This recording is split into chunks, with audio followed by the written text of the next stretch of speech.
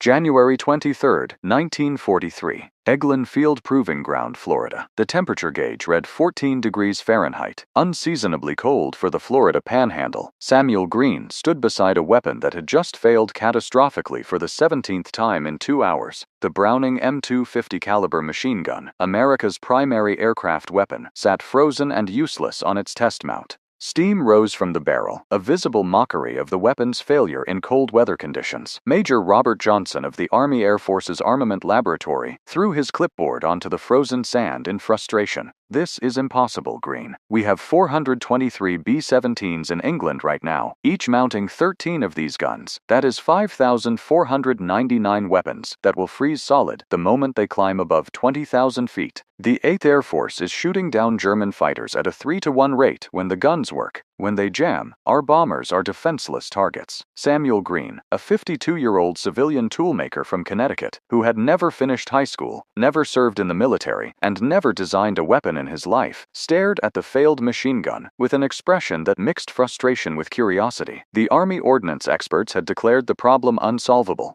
The Browning Company engineers had tried everything within conventional parameters, yet here it sat, jammed solid, while young men died in bombers over Germany because their guns would not fire. Green picked up a small notebook from his tool bag and wrote a single sentence that would revolutionize automatic weapons design worldwide. "The problem is not the gun. The problem is we are trying to make the gun work like we think it should work, instead of letting the gun tell us how it wants to work." Major Johnson stared at the civilian toolmaker who spoke in riddles. "Green, that makes no sense whatsoever. The gun is an engineered mechanism. It works according to physical principles. We have test data, engineering specifications, and mathematical models." Green pulled a worn machinist's file from his bag. "With respect, Major, your mathematical models did not design this gun. John Browning designed it using feel. I am a toolmaker. I understand feel. If you give me 1 week and permission to modify this weapon in ways that will horrify your engineers, I will make it never jam again. Ever." What neither man knew was that this moment would trigger the most controversial modification in United States military weapons history. Within 3 months, Green's impossible trick would transform the 50 caliber Browning from a temperamental weapon into the most reliable machine gun ever built.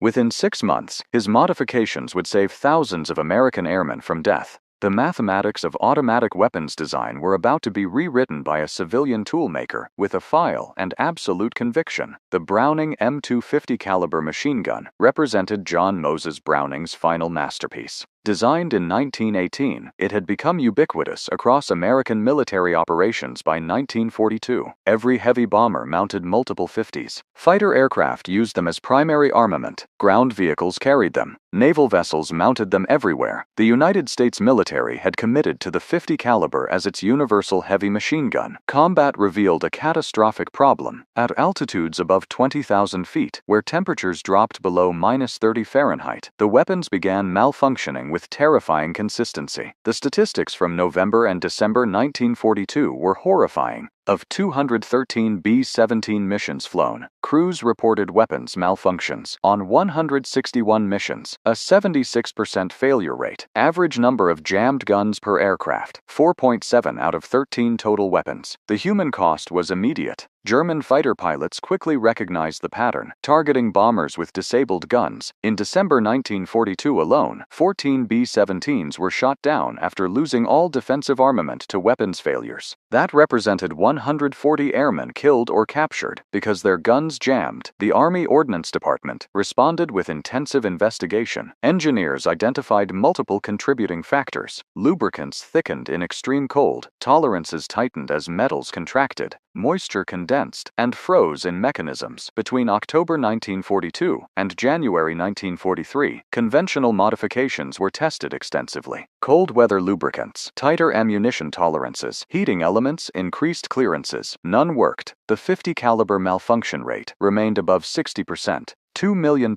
spent with minimal improvement. Samuel Green entered this crisis almost accidentally. He worked for Pratt & Whitney in Hartford, Connecticut, as a master toolmaker, specializing in precision gauge work. 37 years of 6-day weeks producing tools that other men used to build engines. When Pratt & Whitney received a contract to manufacture M2 machine guns, their test guns revealed the same cold weather jamming. The plant manager, desperate for solutions, offered a $1,000 bonus to anyone who could solve the problem. He stated that every engineer who has examined this weapon says the design is perfect. Therefore, the problem must be external. We cannot modify Browning's design, it is already perfect. Green found this troubling. In 37 years, he had learned that no design was perfect. Every mechanism had quirks that emerged only through use. Mathematical perfection and operational reliability were not the same thing. That evening, Green examined a failed prototype weapon. He disassembled it completely, measuring each part. Everything was within tolerance. Everything was exactly as specified. Yet the weapon had failed. As he reassembled it slowly, feeling how each component fit, he noticed something. The bolt carrier fit very precisely in its channel, but when Green pushed it by hand, he felt slight binding at certain points. He examined the channel more carefully. The surfaces were perfectly machined, but the channel had a barely perceptible bend, less than 0.02 of an inch over 12 inches, well within acceptable tolerances. But Green suspected this tiny deviation caused binding. In warm conditions, negligible. In cold conditions, with thickened lubricant, just enough to cause failure. That night in his basement workshop, Green began an experiment that would horrify Army engineers. Using a precision file, he removed metal from the bolt carrier, reducing its width by 0.03 of an inch. This increased clearance beyond specified tolerances. By engineering standards, he had ruined the weapon.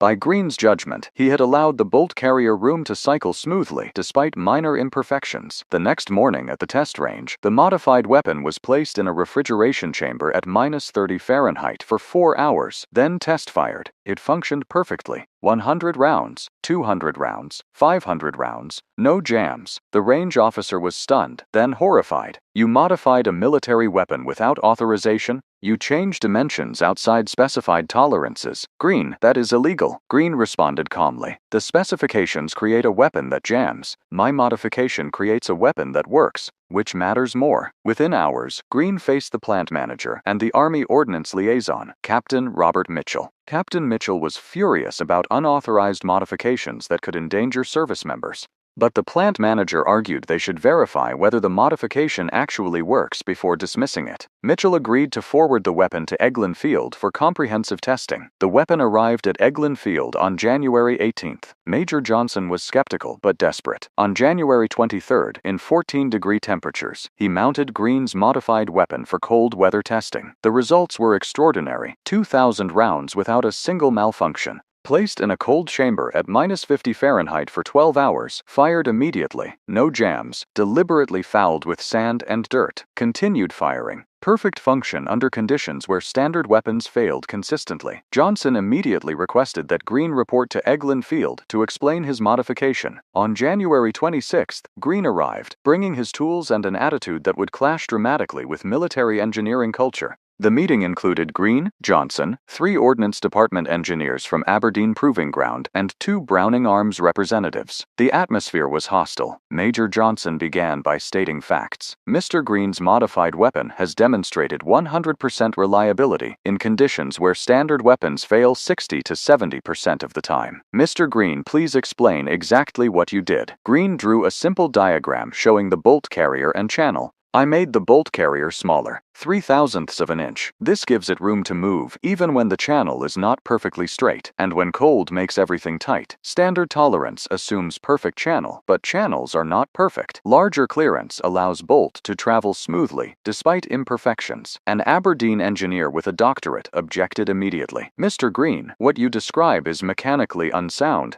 The specified clearances are calculated to ensure optimal cycling. Increasing clearance degrades all parameters. Your modification violates fundamental principles of automatic weapons design. Green listened patiently, then responded in a way that shocked everyone. Sir, I do not understand your mathematics, but I understand machines. I have worked with machines for 37 years. Your calculations say my modification should not work, but it does work. Perhaps your calculations are wrong. The room erupted. The argument continued until Major Johnson Johnson intervened. "This debate is irrelevant. We have a crisis killing American airmen. Mr. Green has produced a solution. Our job is determining if it can be implemented across all M2 weapons. I am ordering comprehensive testing. If you're finding this story as compelling as I am telling it, make sure to hit that subscribe button right now. Stories about the civilians who changed warfare are what this channel is all about. Don't miss the next one." The comprehensive testing program began February 1st. 20 M2 weapons from 3 manufacturers were modified by Green personally. Each underwent extensive testing. Standard firing, cold chamber testing at -50 Fahrenheit, sustained fire of 5,000 rounds, deliberate fouling, high-altitude chamber testing, simulating 30,000 feet. The results were consistent across all 20 weapons. Malfunction rate in cold conditions, 0.8%. Standard unmodified weapons showed 68%. Grauman's modification reduced cold weather malfunctions by 99%, but implementing this across the military inventory presented enormous challenges. By February 1943, approximately 96,000 M2 weapons were in service, another 60,000 in production. The Ordnance Department estimated 18 months and $12 million to modify all existing weapons. General Leslie McNair and General Henry Arnold both pressed for immediate implementation, but the Ordnance Department insisted on additional testing. The bureaucratic battle was resolved when Lieutenant General William Cunson, Director of War Production, visited Eglin Field personally. After watching modified weapons fire flawlessly, Cunson asked Green 2 simple questions. Can this modification be performed quickly by trained armorers on weapons already in service? And can production lines incorporate this without slowing production? Green answered yes to both. Takes about 45 minutes per weapon. Production lines just machine to different dimension. No new equipment needed. Knudsen made a decision on the spot. Immediate implementation across all services. All existing weapons modified during routine maintenance. All production lines implementing new specifications immediately. The modification would be designated Modification 743, but became known as Green's Fix. The implementation revealed American industrial capacity at its peak. Within 1 week, detailed instructions distributed to every armory. Within 2 weeks, production lines incorporated new specifications. Within 1 month, mobile modification teams operating at air bases across the United States and England. Within 3 months, over 40,000 weapons modified. Within 6 months, all 96,000 existing weapons carried Green's modification. The combat impact was immediate. In March 1943, before modification, 8th Air Force bombers reported weapons malfunctions on 57% of missions. In April, with 30% modified, malfunction rates dropped to 38%. By June, with nearly all modified malfunction rates stabilized at under 4%, Green's modification reduced weapons failures by 94%. More significantly, bomber loss rates attributable to disabled armament dropped precipitously. In the first quarter of 1943, 14 B-17s were confirmed lost after total weapons failure. In the second quarter, after modification, only 2. The modification was directly saving bomber crews. German Luftwaffe pilots noticed the change. Intelligence reports from captured pilots show they recognized American bombers' defensive fire had become more reliable. One June report stated that American gunners now maintain consistent fire throughout engagement. Previous pattern of weapons failures no longer observed. Attacking American bombers now significantly more dangerous. Ground forces experienced similar improvements. Tank commanders reported vehicle-mounted 50s now functioned reliably. Infantry heavy weapons platoons found their 50s required less maintenance. The Pacific Theater saw improvements in high humidity and saltwater conditions. Navy vessels reported fewer jams during anti-aircraft engagements, critical against kamikaze attacks. One particularly dramatic example occurred November 2, 1943. Captain Robert Johnson of the 56th Fighter Group, flying a modified P-47, was hit by cannon fire. His aircraft took 21 cannon strikes and over 100 machine gun hits. His guns continued firing throughout. Army engineers later concluded that without Green's modification, ensuring weapon reliability, Johnson likely would have died. Instead, he survived to become one of America's leading aces with 27 victories. The technical legacy extended beyond the M2. The principle of operational tolerance influenced all subsequent automatic weapons design. Post-war weapons, including the M60 machine gun and M16 rifle, incorporated clearances optimized for reliability rather than theoretical perfection. Green's insight became fundamental to American weapons development. Samuel Green received the Medal for Merit in April 1943, presented by General Arnold. The citation read, "For extraordinary achievement in weapons development, specifically for creating a modification to the Browning M2 machine gun that dramatically enhanced reliability and saved numerous American lives in combat." But Green remained uncomfortable with recognition. He attended the ceremony because Arnold personally requested. He accepted the medal with a brief thank you, declined interviews, and returned to Hartford and his work at Pratt & Whitney. Colleagues reported Green displayed the medal once, then stored it in his desk drawer, where it remained until his retirement in 1951. Green received hundreds of letters from servicemen whose lives were saved by reliable weapons. He kept every letter in a wooden box in his basement. Staff Sergeant Michael Chen, a waist gunner on a B-17, wrote in July 1943, "Mr. Green, our plane was attacked by 6 German fighters last week. All 13 guns fired perfectly. We shot down 2 fighters and damaged 3 more.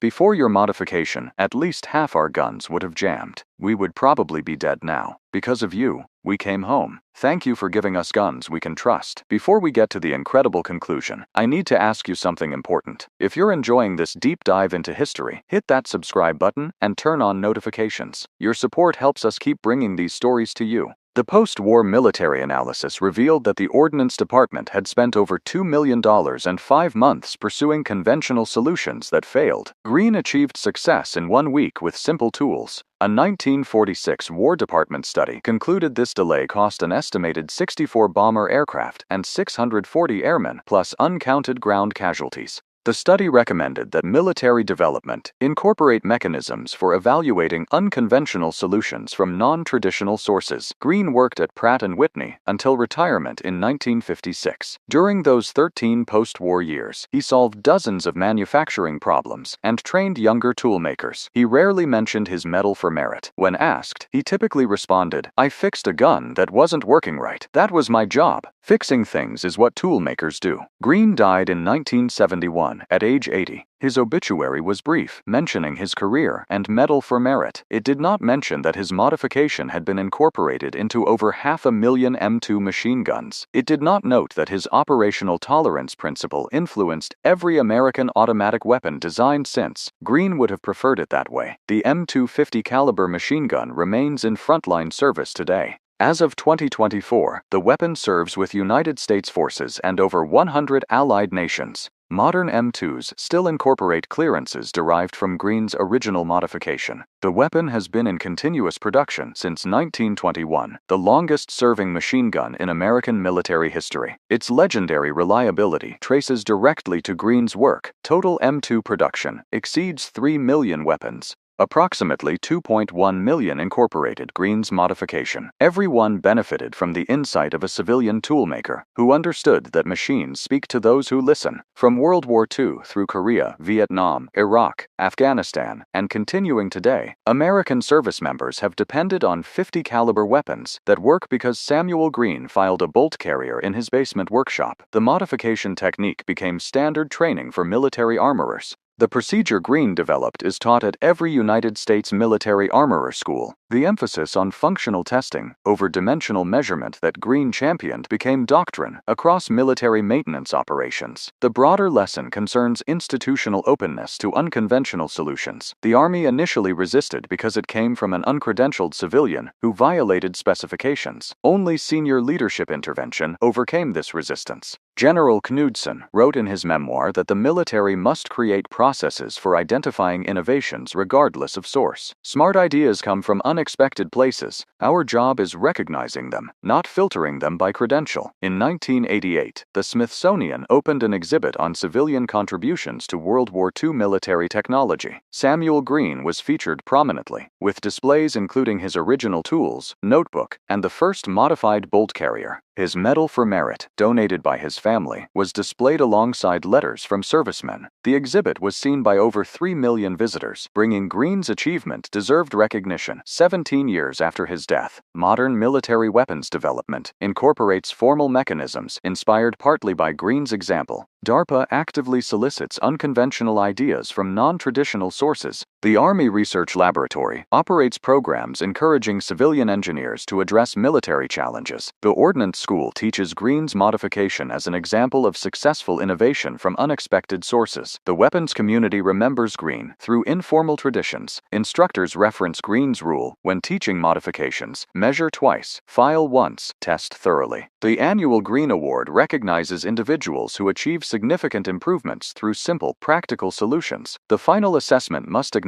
both the magnitude of Green's achievement and the circumstances that made it necessary. He solved a critical problem killing American servicemen. His solution was elegant, practical, and immediately implementable, but his solution was necessary only because institutional processes had failed. Rigid adherence to specifications, dismissal of unconventional approaches, and bias against non-credentialed innovators had prevented solving the crisis through normal channels. Today, whenever a 50 caliber machine gun fires reliably in Arctic cold, desert heat, or jungle humidity, that reliability traces to Samuel Green's modification. When special forces operators depend on their weapons in extreme conditions, they rely on principles Green established. The civilian toolmaker, who never finished high school, transformed the most ubiquitous heavy machine gun in military history. Samuel Green died quietly, lived modestly, and achieved immortality by making one gun work better. His story proves that the most important innovations often come from unexpected sources, that practical wisdom can exceed theoretical knowledge, that solving problems matters more than following rules. The mathematics were always simple. Standard M2 weapons, 68% malfunction rate in cold conditions. Green modified weapons, 0.8% malfunction rate. Difference: thousands of service members who came home because their guns worked. Thousands of families who remained intact.